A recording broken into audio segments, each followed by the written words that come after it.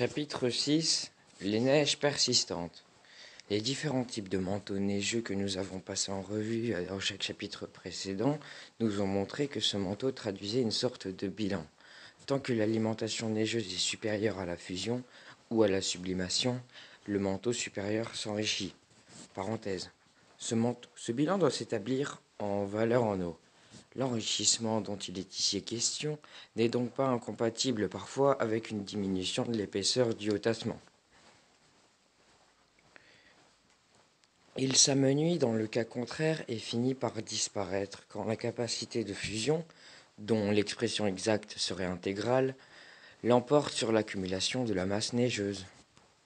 Si la rigueur du climat et celle de cette dernière condition ne soient jamais réalisées au cours de 12 mois de l'année, la neige persiste indéfiniment sur le sol et ne peut subir d'évacuation latérale qu'après s'être trouvée transformée en glace.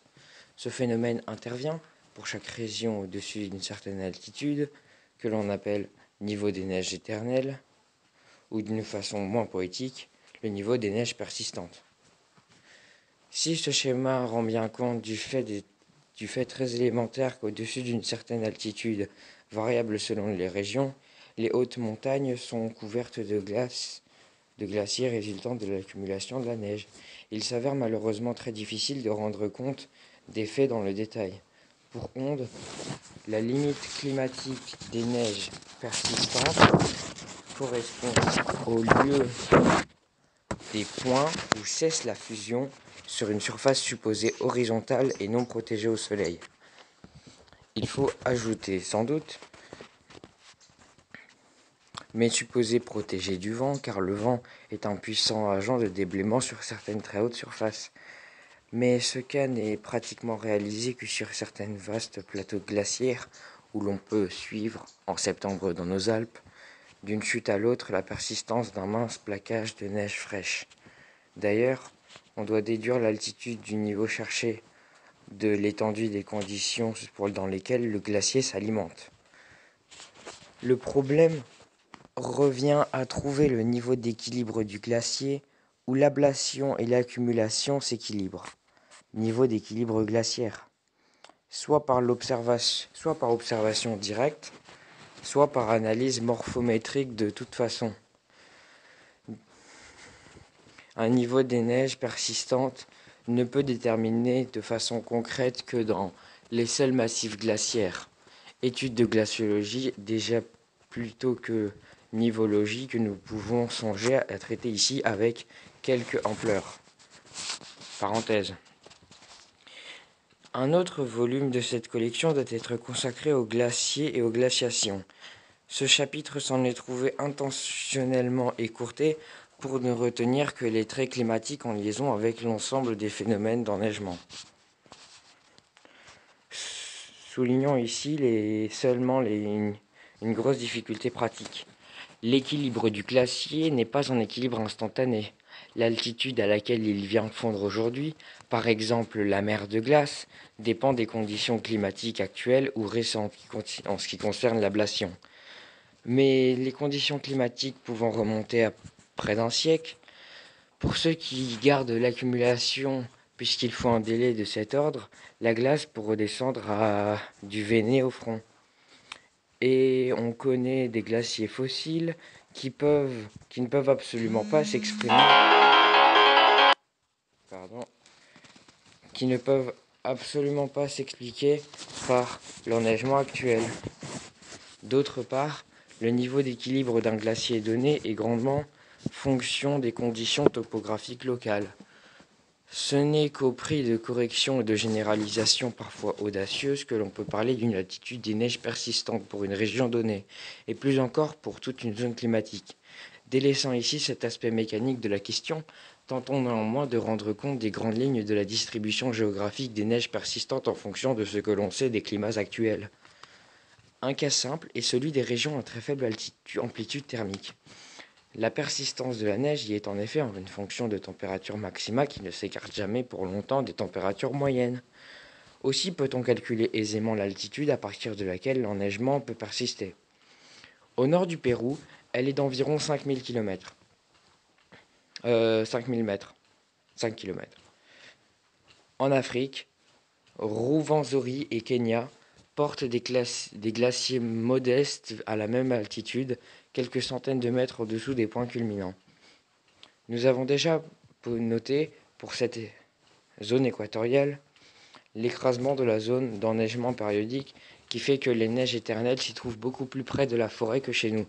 D'autre part, le rôle de l'orientation est ici, comme pour le neigement saisonnier et mineur, au Pérou, la limite s'abaisse sur les flancs orientaux des cordillères, localement jusqu'à 4750 mètres. C'est l'inverse dans les régions très humides, Kenya d'après Troll, où la grande nébulosité vespérale protège de la fonte des glaciers s'écoulant vers l'ouest.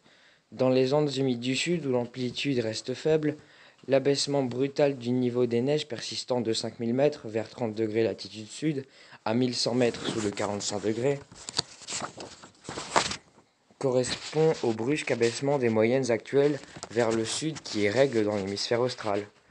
Dès que s'esquisse une amplitude thermique sensible, les choses se compliquent. L'altitude des neiges persistantes devient dès lors fonction non seulement des moyennes actuelles, mais du régime des températures et des précipitations. Elle s'abaisse autant que de copieuses précipitations solides viennent exiger pour leur fusion un gros apport de chaleur estivale. L'altitude des neiges persistantes s'élève ainsi de l'équateur vers les tropiques. Figure 16. Figure 16.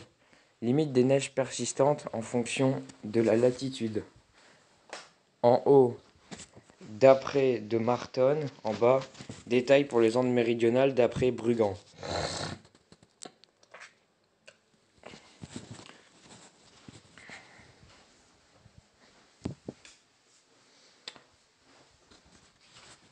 Alors, on observe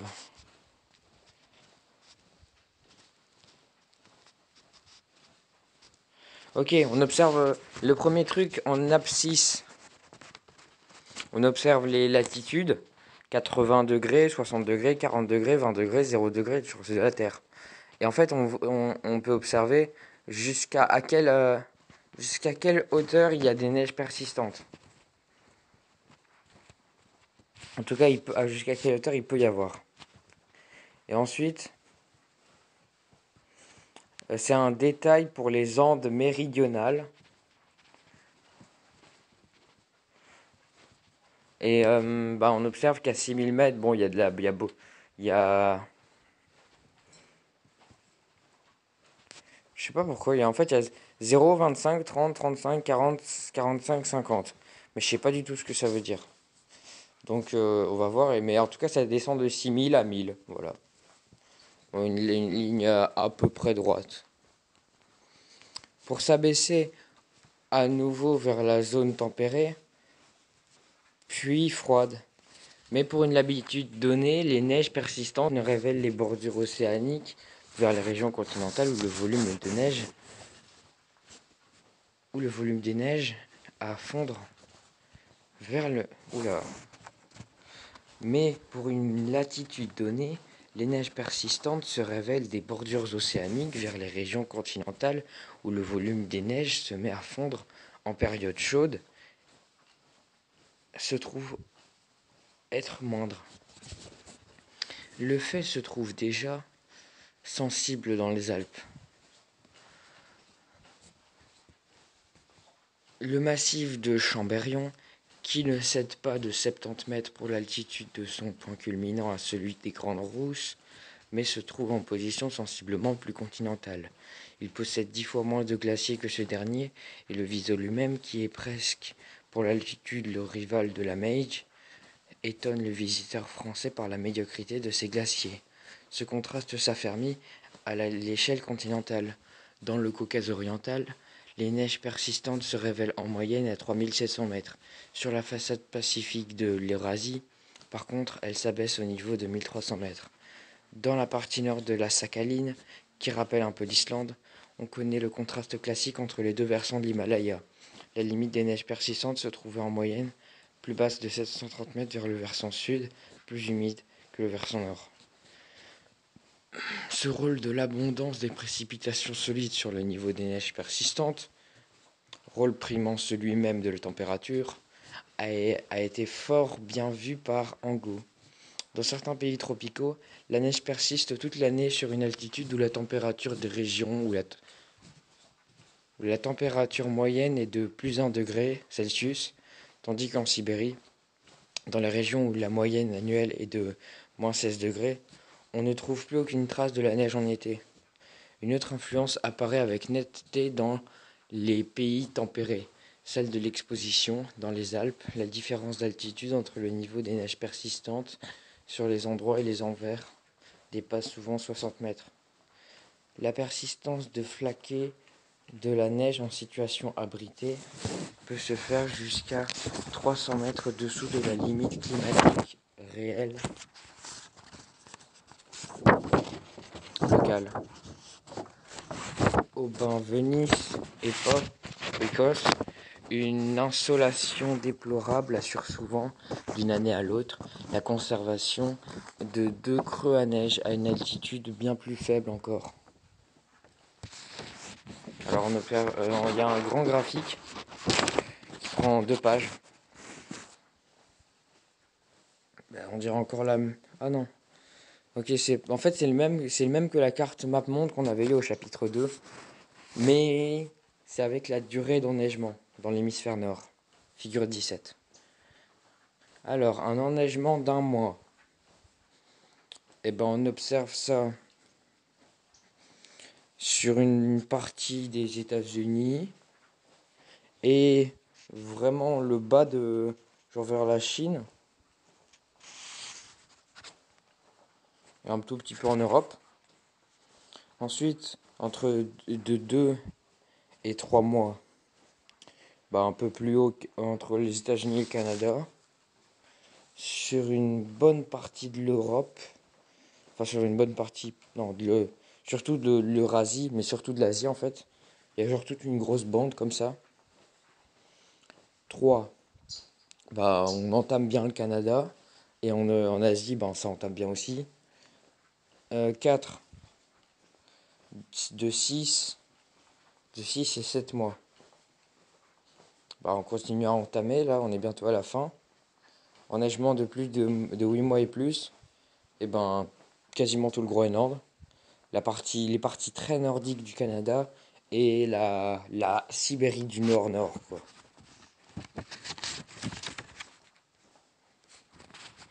Aux latitudes supérieures, enfin, le refroidissement général de la température abaisse considérablement l'altitude des neiges pérennes, en moyenne 1600 mètres aux 60 degrés latitude nord, 600 à 70 degrés, selon Pachinger. L'abaissement est plus rapide encore dans l'hémisphère austral, 600 mètres dès le 60 degrés latitude nord. Un second caractère de cette neige persistante des hautes latitudes est que l'influence de l'exposition s'y annule à nouveau. Analogie apparente avec la haute montagne équatoriale que l'on doit l'expliquer comme suit. La trajectoire apparente du Soleil tendant à devenir parallèle à l'horizon, l'angle d'incidence des rayons varie peu au cours de la journée et tous les versants d'un relief reçoivent ainsi, à un moment ou un autre de la journée, leur part de calories. Premier tiré. Les neiges persistantes, indice de variation climatique. Ce niveau des neiges persistantes ne doit d'ailleurs pas être considéré comme un fait géographique stable. Il est soumis à toutes les variations qui lui imposent des modifications de climat. Modifications déjà entrevues en examinant l'enneigement saisonnier. À l'heure actuelle, on constate partout une diminution notable des étendues soumises à l'enneigement persistant, ce qui implique un relèvement des températures de la limite, un relèvement en altitude de la limite de cet enneigement. Les Alpes françaises du Sud abondent ainsi de glaciers moribonds, où la surface finiglaciaire, qui ont l'air d'avoir été abandonnés de la veille par les champs de neige dans l'Apennin. Ces derniers îlots d'enneigement permanent disparaissent peu à peu sous nos yeux. Ici encore, c'est au glacier qu'il faut s'adresser pour avoir une vue indirecte certes, mais un peu précise du phénomène.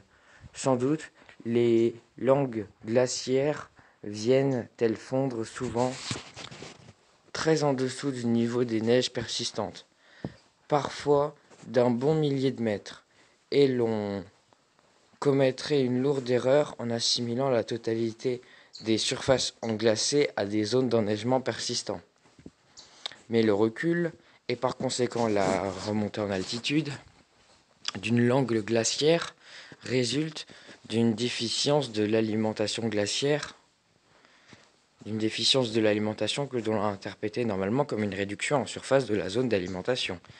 Une telle réduction implique à son tour un relèvement en altitude de la limite inférieure de la zone en question. Le glacier agit de la sorte comme une sorte d'amplificateur du phénomène qu'il s'agit de déceler. En très sommaires approximations, on peut admettre, pour les petits appareils, que la remontée du niveau où s'équilibre l'alimentation fusion est un nombre de grandeur inférieur de moitié à celui de la remontée du front. Ainsi, le glacier de Planolo, au Adige, étudié par Renzi, dont la langue descendait de 1929 à 2608 mètres et en 1949 à 2693 mètres seulement, soit un relèvement frontal de 85 mètres en 20 ans, paraît témoigner indirectement d'un relèvement du niveau des neiges persistantes, pendant ce même laps de temps, d'une quarantaine de mètres. On discute beaucoup des causes d'un tel relèvement qui semble bien intéresser le globe entier. Le dépassement des pôles terrestres, que certains avaient songé à invoquer, paraît mal correspondre à l'alternance rapide des phases glaciaires et interglaciaires du quaternaire. Peut-être même commet-on une erreur en voulant expliquer les périodes glaciaires, soit par un refroidissement notable de toute l'année, soit par une augmentation généralisée des précipitations. Toutes les observations nous ont montré que l'équilibre d'un manteau neigeux était quelque chose de très fragile. Les modifications en apparence mineures des régimes nivométriques la substitueront de certains types le temps dominant, et d'autres paraissent pouvoir suffire à modifier de façon sensible l'étendue du domaine des neiges persistantes. Dans les Alpes, par exemple, il est raisonnable de penser qu'un léger accroissement des neiges d'automne suffirait aujourd'hui à provoquer un renouveau de l'extension glaciaire. C'est sans doute dans l'examen des réalités saisonnières, bien plutôt que celui des moyennes annuelles, qu'il faut espérer trouver là une solution au problème des glaciations. Fin du chapitre. Alors il y avait 2 mots que je connaissais pas. Donc on a 2 minutes, on va essayer de faire 2 mots en 2 minutes. Et vu que je suis très lent, j'aurai pas le temps. C'est triste. Je ne suis pas mort, mais je sais que je vais mourir. Ah bon, en plus. Alors, j'avais un truc, je pense que c'était véné. Ouais, du névé. Qu'est-ce que c'est le névé?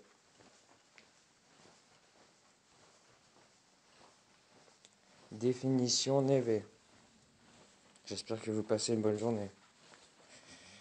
Définition névé. Ensuite, c'était quoi d'autre?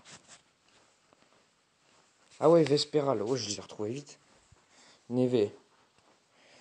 La partie supérieure du glacier où la neige se transforme en glace. Et ensuite, vespéral.